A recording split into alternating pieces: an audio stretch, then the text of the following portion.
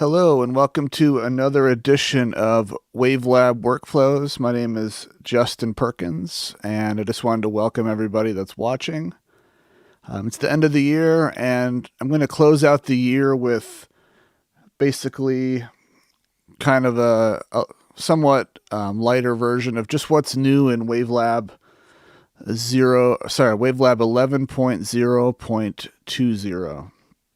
It is a maintenance update, and the maintenance update has quite a bit more new features than your average maintenance update. So I thought it'd be good to do an edition here that just kind of covers all these little improvements that were added in this recent maintenance update, as well as kind of touch back on some updates that happened in WaveLab 11 in general.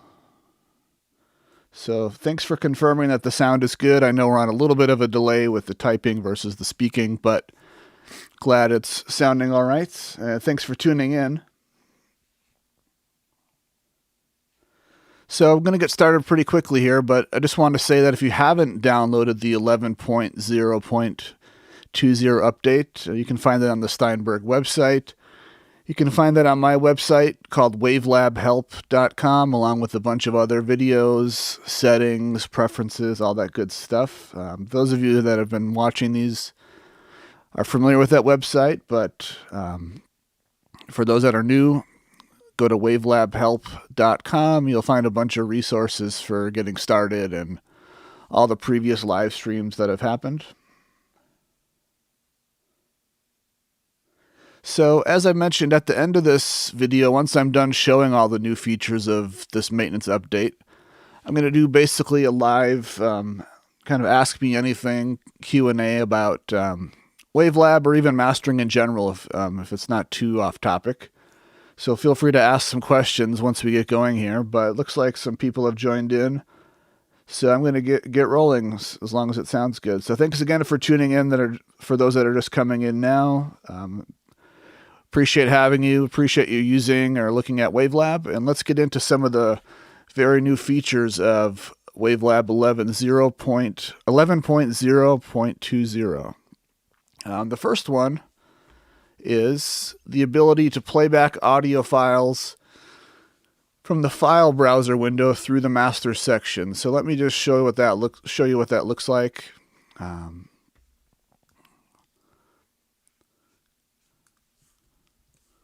Let's say you are browsing for some files. I personally don't use the file browser too often myself. I just have other ways of working. But for those that do use the file browser, there's a lot of things that you can look up here. Browsing for files and things like that. And there's a new feature here that allows you to play it through the master section. So if you did have a plugin inserted here, such as Master Rig, and you have some settings going on with Master Rig. If you have this selection chosen, when you start playing the file in the little file browser preview, it'll travel through the master section. So the file browser is just as it sounds. It's a way to browse for some files. Probably more handy for people doing sound design or, usually when I'm mastering, I don't really need to browse for files and listen to them. I know what they are and I know that I need to load them in. But file browser is a really useful tool for certain types of workflows, and now you can choose to play that audio through the master section or not. So I'm going to turn that off, and I'm going to remove this plugin, but I just wanted to show that feature. Show metadata of selected audio files. So let me navigate to something that I've done. I just sort of cleared out my hard drive, but I know this has some metadata. So let's open this audio file. If we go to the info tab, this is a new feature where now you can see if there's any embedded metadata in this file. So again, might be more useful for people doing sound design, production work, broadcast, things like that. But it's a quick way to see any metadata that is embedded in these files right from the file browser.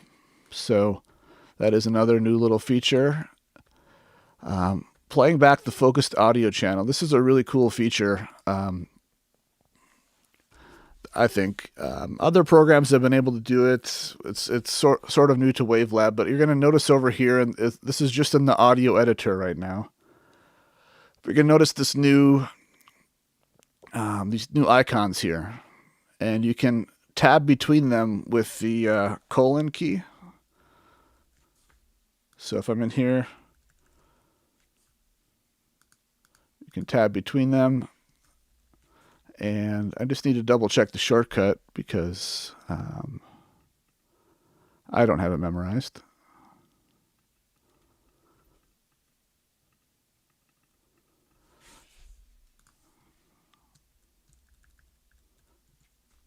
So basically you can select the left channel or the right channel and it will just play back the left or right channel. And you can use Shift and the colon key to change that. And what's nice too is you can change the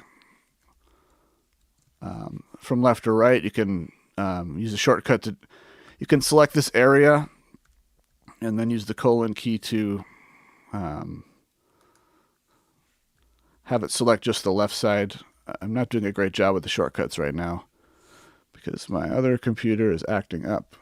But what's nice too is you can also do this. This is in left-right mode, but you could also do it with mid-side. So I could highlight this section and play back just the mid or center channel, or I could highlight this section and play back just the sides. So that's kind of a nice little feature to do that. I'm just trying to look up these shortcuts because there are shortcuts to toggle between. You know, once you make an edit, you can toggle between the left, right, or mid side, and it's very handy. Yeah, there we go. So that's just another new feature. Some people have requested it, being able to listen to or edit just the left or right side. Also handy in the spectrogram view. Let's say you want to edit just, you know, the left channel in the spectrogram, you can now do that. So that's another new feature. For those that do a lot of time stretching, I personally don't do a lot of time stretching, but if you do, the ZTX time stretching algorithm has been updated to the latest version, so you may hear some improvements if you're somebody that needs to shorten or lengthen a song. You know, for various reasons, the time stretching is a little bit improved, so play around with that. Creating audio montages for multiple or all opened audio files. This is, again, a handy feature for, you know, some people may find it more useful than others, but let's say you just have a bunch of open files in your audio editor and maybe you've done some work to them or you're just checking them out. Whatever you're doing, let's say you have these open, you can select this box over here and you can select this box to check them all. And then you can right click on any of the tabs and it's going to say create audio montage. And that can be from just the one file. It can be from all the checked tabs or from all the audio file tabs if you don't feel like checking them all. So I'll choose from checked tabs. And then it brings up, of course, your usual insert audio files dialog box, which I found that some people don't realize this, but you can adjust the song order right in this window. It's not fixed. So let's say that you have a specific song order. It's very easy to use. I'm using the up and down arrow to select the songs, and I'm using the command key to actually move the songs in order. So, and then you can decide if you want tracks or lanes, all the usual stuff. So now you suddenly have an audio montage from those selected files. So that's something that's new in 11.0.20. And on a similar note, I'm going to close these out so I can give you the full effect. But on a similar note, just want to make sure I'm going in order here. Yeah, let's talk about this. This is one of my favorite new features of this maintenance update. Let's say you are making a new montage and you have your files. For those that are familiar with this box, you're going to notice that there's some new additions. The biggest one would be up here at the top. And again, probably my single favorite addition to this maintenance update is, obviously, like I said, you can manually rearrange these files to be in the correct song order. But let's say you're working in a different program first. Let's say you like to work in Cubase first, or Nuendo, or Pro Tools, or Reaper, or any piece of software where you've already been working on the songs in the correct order. If that software is able to embed metadata when you export, WaveLab can now read that. So watch when I press sort by track number metadata. You can't see it right now, but these files did have metadata that indicated the track order. And again, it's not in the file names. It's actually in the metadata itself. And there are some warnings if you have, if a song is missing it, or if you have maybe two songs have number 3, it'll be in orange. It'll let you know that there's a problem or a concern or something you need to investigate. But basically, the whole point of this is to very quickly sort the files in the order that they originally were in the first place, rather than alphabetical. Again, you can sort it by alphabetical, but this is a great feature. We'll talk about lanes a little bit here, because that's new to WaveLab 11 in general. But I personally like to stagger these files on lanes, so it looks like that when I'm mastering a record, because that way I can crossfade if I need to. I just really like this layout for mastering. Somebody, or at least one person, had requested this feature. I personally don't care for it, but you can offset the clips on several tracks. So if you happen to prefer this view, again, I don't like this view because it's so... let me hide this master section. I don't like this view because to me it's just a big mess. And there's only 6 songs, and the waveforms start to get really tiny. So you can imagine what a full album would look like.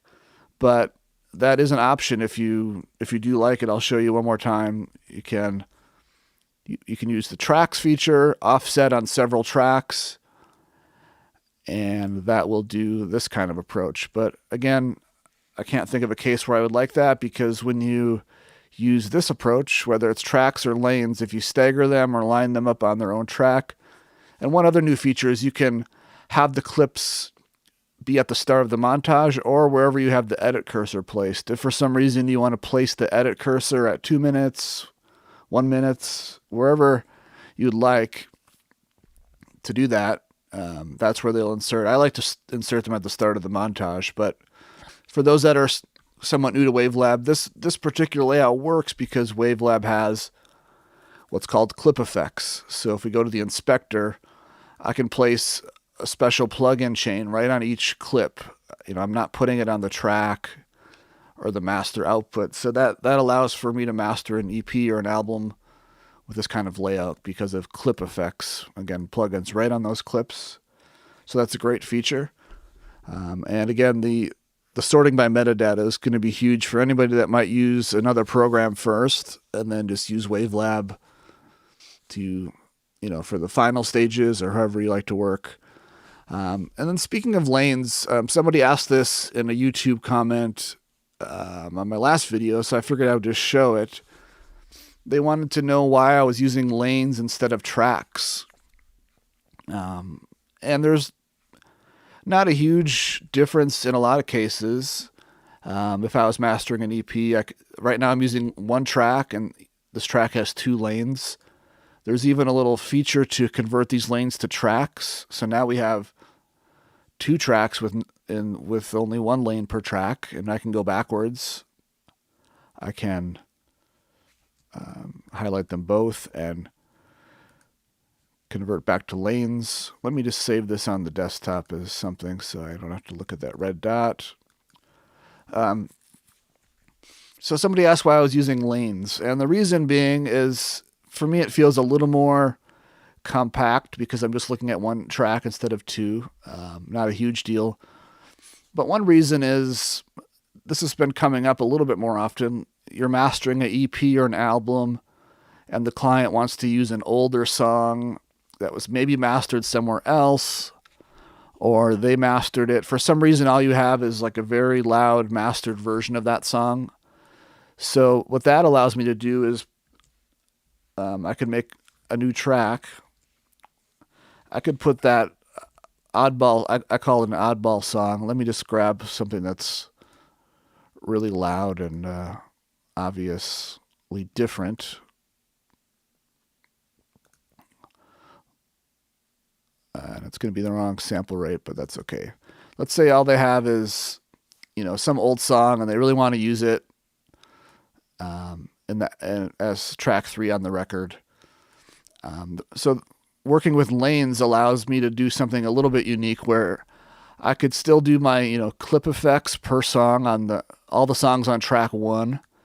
I could do clip effects to get them sounding good and cohesive. And then instead of using the montage output, I could use the track section of track 1. And that's where I could put a final limiter that's going to affect, all the main group of songs that you've been mastering in the same way. But then we have track 2, this kind of oddball song that's already been mastered, but it still might need a little level change. You might want to do a small EQ tweak to get it fitting better with the rest or whatever it may be. So using lanes on track 1, again, allows you to use the track effects of lane 1 for the final limiter, whether it's a main limiter or maybe just a true peak limiter. So again, that's really the only reason why. I'm just going to read a question really quick.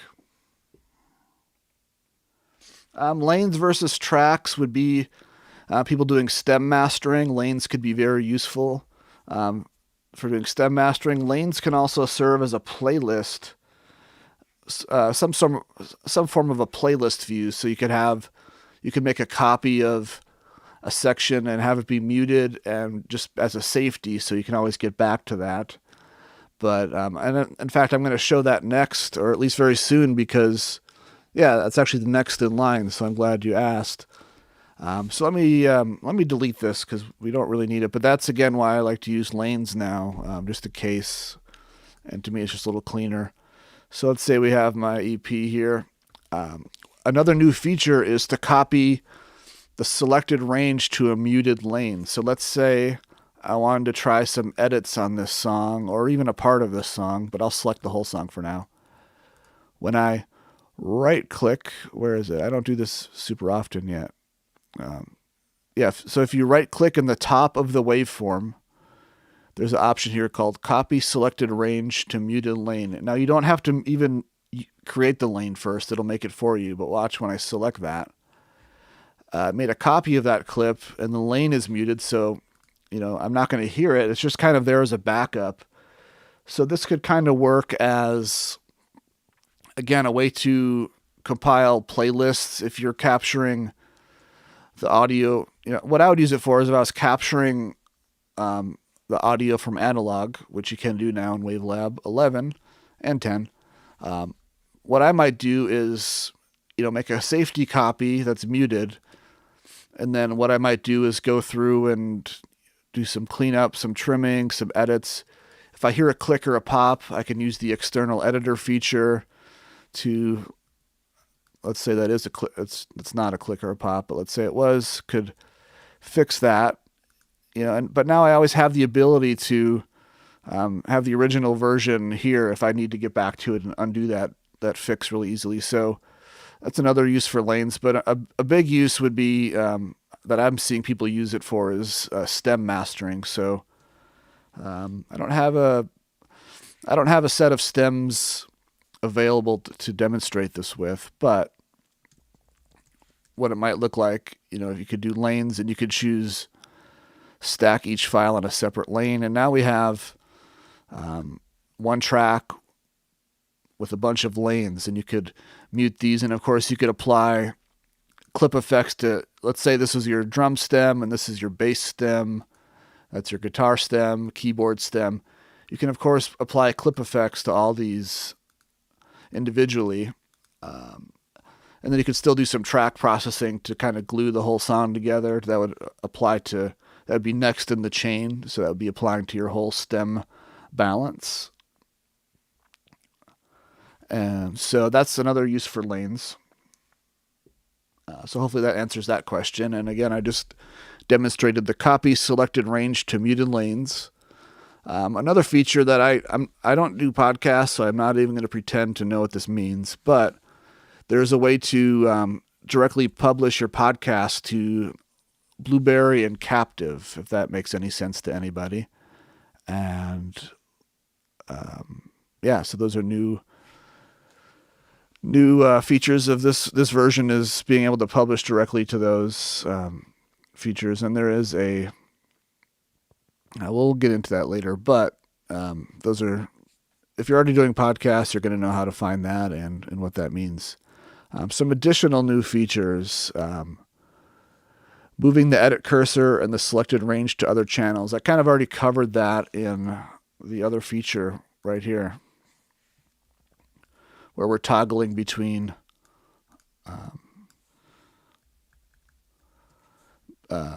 being able to select both channels at once, or this view where you're just selecting the left or the right or the mid or the side. I really want to find this shortcut because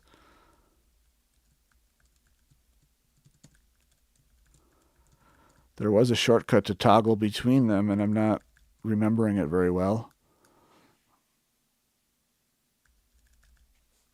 Forgive me for not remembering it, but if you look in the manual, and it's even in this, so if you go to the Steinberg website in the downloads area, there's a PDF that tells everything that's new, and this is in there, and it even tells you the shortcut, but I am not really right there now to see it. So, but that's sort of a similar feature to what we already discussed. Now, you can hide the ticks on the bars in Beats Time Ruler. Again, this is something I don't really even, I never use this ruler. I use the ruler, but I don't use bars and beats. But if you went to time format and you went to this section, now you can choose to show or hide ticks. So that's what that looks like. And if you want to not show them, you can undo them. Again, it's not a format that I really use, so I can't speak much about it. But for those that do, that's a nice new feature.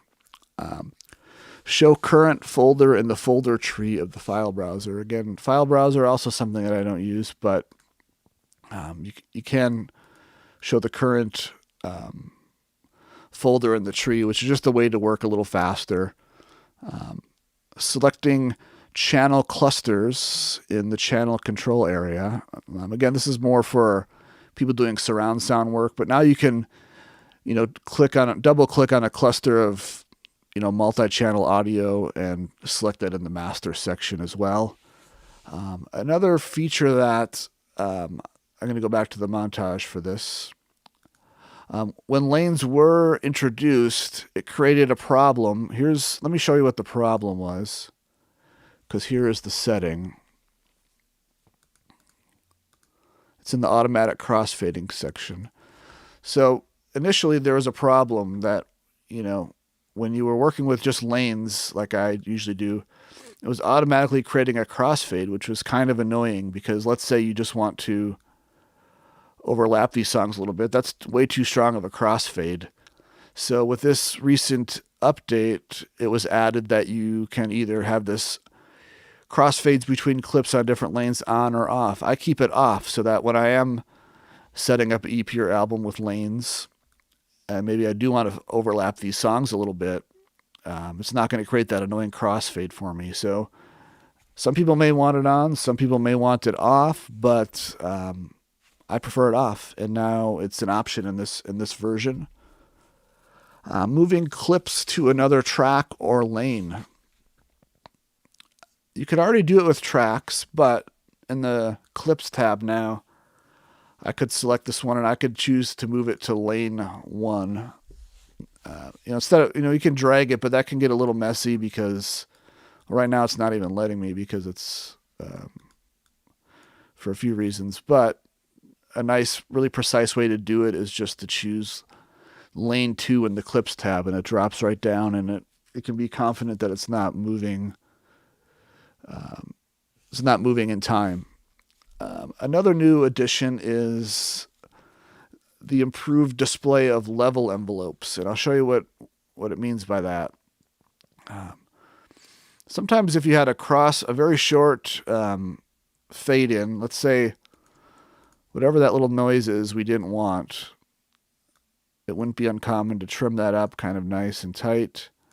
But when you're zoomed out, it would be hard to see or notice that because it doesn't really look like a fade in from this zoomed out view where you would normally work. But what you get here is a little gray icon that kind of indicates that there is indeed a fade in, and it's also true for fade outs. Let's say you had a really abrupt fade out.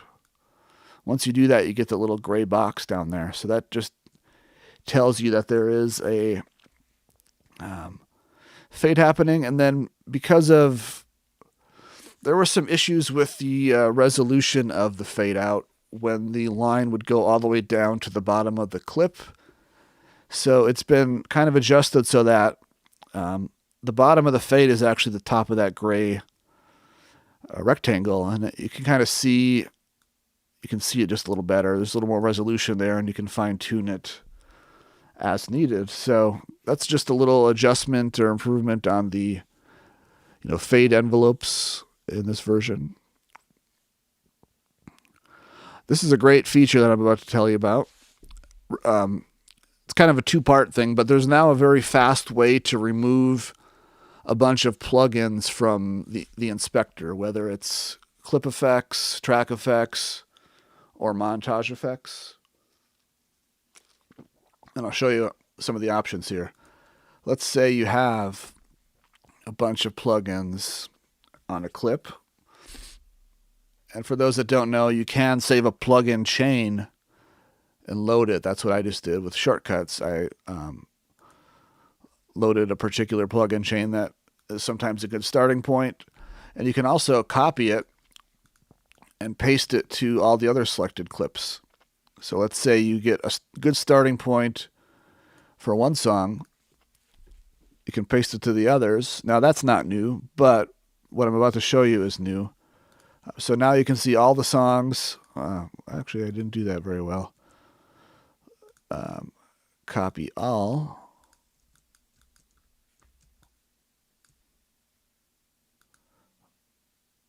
Paste to selected clips. So what I'm trying to do here is get a bunch of plugins on each clip, which I think I finally did correctly now. So all these songs have a bunch of plugins. Let's say for some reason you don't like that. You want to start over. You're opening up an old session. You're going to remaster something. For whatever reason, you can select all the clips, and there's a few options, but you can remove selected plugin from selected clip. So let's say you have a certain plugin on each clip in slot 1 or 2. You can do it that way. Or if you want to remove all plugins from selected clips, you can choose this. And when I choose that, they're all free of plugins now. So that's kind of a nice way. You used to have to do it a little more manually. It was a little slower. And then the same is true for the montage. Obviously, in a montage, you could have many clips with clip effects. You only get one output section, but you still have this option of removing all the plugins from this area in one command instead of having to do it the slower way. So that's another nice little feature. Just a way to remove many plugins a lot faster. Here's another feature I'm not going to pretend to know about, but those that know what XML audio description dialog is, there are some improvements. You can basically open a window that allows you to see a preview of the XML file with the settings you have made. And then you can make sure everything's correct before you do that. So if you use XML, if you use the XML feature in WaveLab, you'll want to revisit some of the new changes there. And again, this is in the document that's on the downloads page for WaveLab 11 and the maintenance updates. For those that use the Supervision plugin, again, Supervision is a new plugin. It's not new to Steinberg. It was in Cubase and I believe Nuendo, but it's a very nice metering plugin. Now, WaveLab has great metering built in, as you can see up at the top, for those that are new. Lots of great metering, but this is an additional plugin, again, that was part of other Steinberg products, and now it's available as a plugin in WaveLab. You can really customize it to your liking. I really like this. I forget the proper name of it. Multi-panorama. And somehow I've just paused it. But I like the multi-panorama because it's sideways, but it's showing me the frequency panning. So from left to right, it's lows to high. You can see there's a lot of panning in the low mids. It's a cool meter, and you can add your own meter. There's all these choices, but we've already done videos that go over Supervision. But what I want to tell you is that if you do use Supervision, I've seen cases where it is and is not checked by default for some reason. But if you go to the plugins section in the preferences, I'm just trying to stop playback here. Stop playback.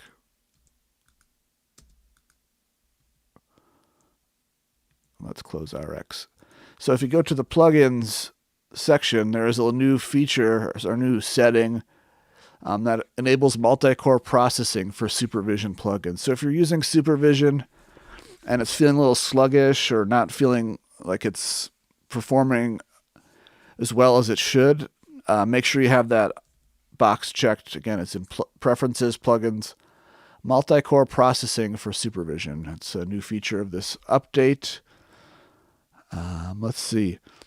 Also in the preferences area for both audio files and montages, you have to go in the custom area, but you can dim the playback cursor for muted tracks. So let's say you have some muted tracks or muted channels if it's an audio file.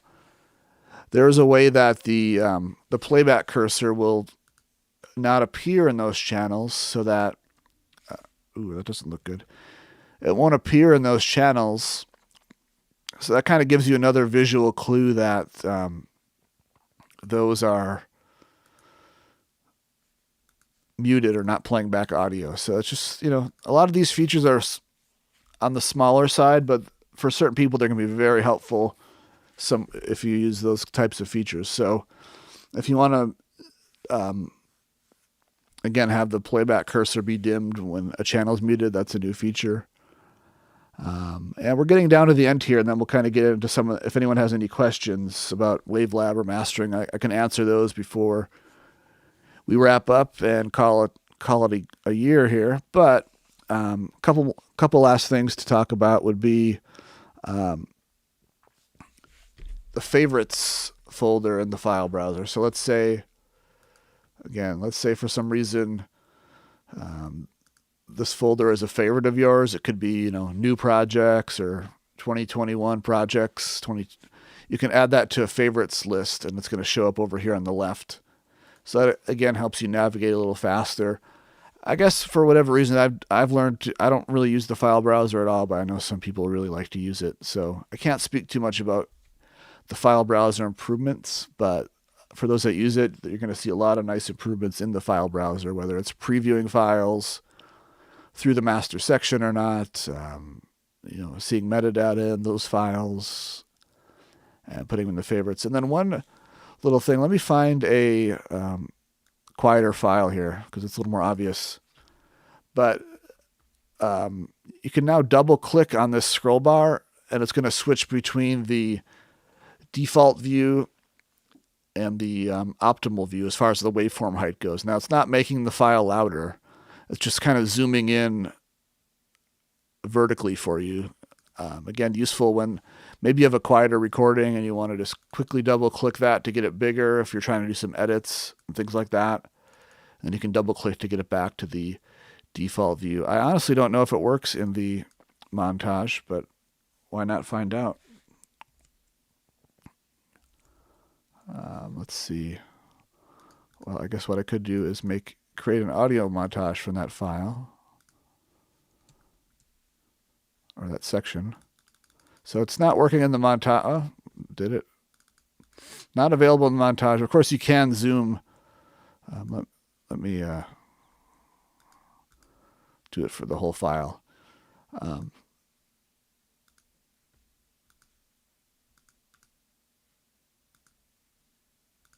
course, you can I use Shift and the scroll wheel to zoom the waveforms if you're trying to see some quieter stuff. But in the audio editor specifically, we have this nice new feature to double click that and it will change the zoom. So basically that's all of the new features of 11.0.20. Again, that came out earlier this month, and I thought it had so many new things it was worthy of its own video to kind of go through them, because reading a manual is one thing, but kind of seeing some of it in action I think is a little more helpful. And it's great that so many feature requests were taken into account and added in this version. You know, this is something that you would maybe see in a bigger update. So that being said, I'm going to read through some of the questions.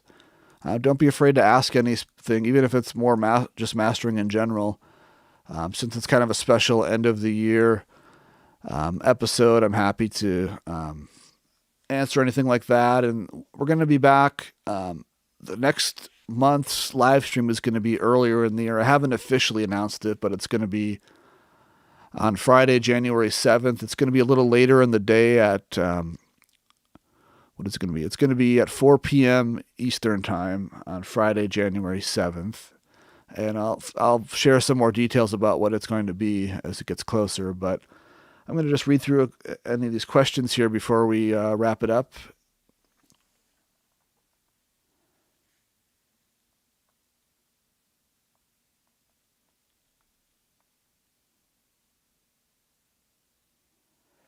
To my knowledge, WaveLab does not have ARA support. I could be wrong, so don't hold me to that. Typically, it's not something I'm using. I'm not doing a lot of vocal tuning or anything that would really benefit from ARA. I know that's been some requests, so if you have requests for ARA, there's a WaveLab forum on the Steinberg website. It's a great place to make feature requests. You do need to make a good case for it. And, you know, maybe, as you can see in this update, maybe they'll consider adding it.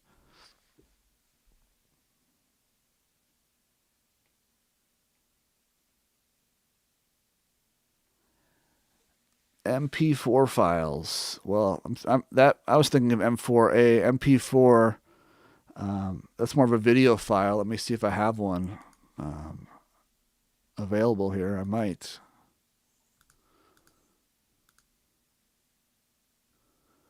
Oh, these are these are movie files.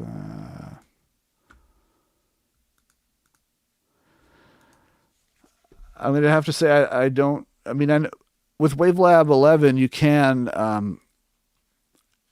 open movie files and have movie files in your montage, and you can actually replace the audio within that. So in theory, it will not alter or degrade or touch the video in any way, but it does allow you to work on the audio or add audio, do whatever you want to do with audio, and then create a new video file with your updated audio. As someone that doesn't really do a lot of video work, I can't really expand on it too much further, but I know that was one of the new features of WaveLab, is being able to, I don't have a video file that I can open and demonstrate right now, but Ian Stewart did a lot of great tutorials for WaveLab 11 when it came out earlier this year, and I know that there's a video on that's kind of specializes on that topic. So you want to search for that on YouTube or on the WaveLab channel here, and that will show you in a little more detail how to do that. So anyways, it seems like there are no more questions. So if that's the case, I will wrap things up. We also have a WaveLab users group over on Facebook, and that is a great place to ask questions. Myself and Ian Stewart are there, and a lot of other WaveLab users. A lot of helpful people over there can help answer your questions, walk you through things, talk it out, those types of things. So if you just search WaveLab Users Group over on Facebook, you'll find it. And again, the official Steinberg forum is a great place because the main developer of WaveLab is over there. He can answer questions, consider feature requests, things like that. Very, very good benefit of using WaveLab. So I guess that's it. Thanks everybody for watching today and throughout the last almost 2 years now of doing these. Again, we'll be back January 7th, 4 p.m. Eastern, with a special topic that I'll announce probably in early January. And I hope everyone has a good holiday season. Today is the shortest day of the year, at least in my part of the world, for daylight. So starting tomorrow, the daylight's going to get a little longer. So I think everyone will be happy about that. And with that, I'm going to end this stream. Just getting my cursor over to it. Thanks again for watching, and have a great holiday.